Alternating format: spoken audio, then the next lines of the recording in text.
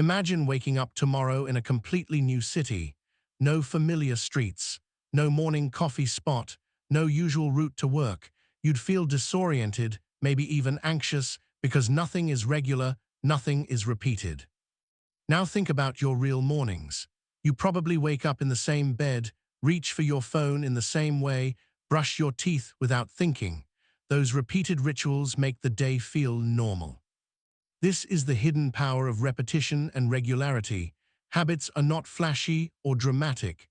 They don't announce themselves with trumpets. They whisper quietly until their voice is the loudest in your life. And today we'll explore that voice. Why repetition is the lifeblood of habits, how regularity anchors them, and how, through these two forces, you are sculpting yourself every single day, often without realizing it. Picture a drop of water falling on stone. One drop does nothing, but thousands of drops carve a groove deep into rock. Habits work the same way. It's not the single choice to brush your teeth or check your phone that matters. It's the repetition, over and over, that carves grooves into your mind. Psychologists call this automaticity. The first few times you force yourself to floss, it feels effortful, but repeat it enough, and one day you'll realize you're doing it without even deciding. Your brain has built a path, and now you're simply walking it. But here's the cinematic twist. The brain is indifferent. It doesn't care whether the repeated behavior helps you or harms you. Smoking, procrastinating, complaining, they too become carved into stone if repeated often enough. Repetition is the chisel. You decide what sculpture emerges. Now imagine a drummer tapping randomly, no beat, no pattern. The sound feels chaotic, but when the rhythm locks in, something shifts. The body wants to move with it. Regularity is that rhythm for habits.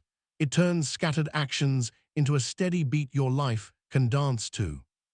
A single workout here and there is noise, but exercising every Monday, Wednesday, and Friday at 7 a.m., that's rhythm. Eating one salad is meaningless. Eating it for lunch every day, that's rhythm. We are rhythmic creatures. The sun rises, the moon cycles, the seasons turn. Regularity taps into this natural pulse, syncing our actions with the deeper rhythms of existence.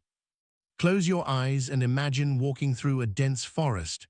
On your first walk, you push through branches, trip over roots, but take the same path every day and soon a trail appears. The ground clears, the walk becomes effortless. That's your brain on repetition. Every time you repeat an action, neurons fire together, strengthening the pathway. Regularity speeds this up. Walk the path every morning at the same time, and the forest almost anticipates you. The trail becomes a road. This is called cue-dependent learning. Your brain learns that this place, this time means this action. And suddenly, habits feel less like choices and more like inevitabilities. Step back in time. Picture ancient Athens. Aristotle, teaching his students in the cool shade of a marble colonnade, declares, "We are what we repeatedly do." Excellence, then, is not an act, but a habit. Notice the emphasis, not what we occasionally do, but what we repeatedly do. Eastern traditions understood this too. Imagine a Zen monk sweeping the same temple floor day after day. The floor doesn't really need sweeping, but the mind does. The repetition is the practice.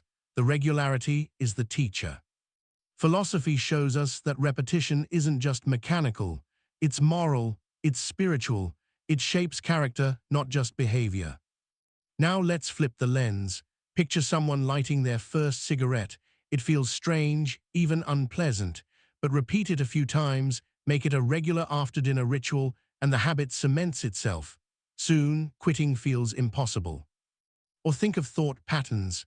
Regularly dwell on worries, and anxiety becomes your default. Regularly criticize yourself, and your inner voice hardens into a permanent critic. Repetition and regularity are not inherently good. They are powerful, and power without awareness can enslave. Here's the paradox. Repetition feels small in the moment, almost invisible. Skipping one workout doesn't matter. Eating one donut won't change your body. But stack those repetitions over weeks, months, years. Suddenly, the invisible becomes undeniable. Imagine two artists, each painting a single brushstroke every day. At first, both canvases look empty, but fast forward 10 years, the one who painted regularly has a masterpiece. The one who stopped after a week has nothing. Time is the magnifying glass. Repetition is the ink. Regularity writes the story. So how do we use this knowledge consciously? Start small, repeat often. Imagine planting a seed. It doesn't need to be grand, it needs watering every day. 2 minutes of meditation daily beats 1 hour once a month. Anchor to cues, tie your action to something already regular. Drink water after brushing your teeth. Journal right after dinner. The brain loves these anchors. Respect the rhythm. Imagine a drummer missing beats. It ruins the song. Better to keep a steady rhythm with small steps than to play a loud note once and disappear. Watch the shadows. Pay attention to the habits you're repeating unconsciously. The constant phone check. The sigh before starting work. Repetition is sculpting you even when you don't notice. At the deepest level, repetition and regularity do something extraordinary. They shape identity. Imagine a writer who writes one page every morning. Over years, the pages pile into books. But more importantly, each morning, they're not just writing, they're becoming a writer. Identity doesn't come from declarations, it comes from repetitions. Every time you run, you are voting for runner. Every time you speak honestly, you are voting for truthful.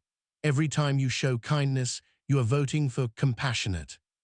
You are not the sum of your intentions, you are the sum of your regular actions. So step back for a moment, look at your days, your habits, your repetitions. Life doesn't usually change in dramatic leaps. It changes in quiet steps, repeated over and over, until one day you look back and realize you've walked 1,000 miles. Repetition builds the trail, regularity keeps you on it. Together, they form the rhythm of your becoming. The only question is, what rhythm are you living to? What sculpture are you carving, drop by drop, day by day? Because in the end, repetition will shape you, whether you notice or not. The choice is whether it shapes you into who you want to become.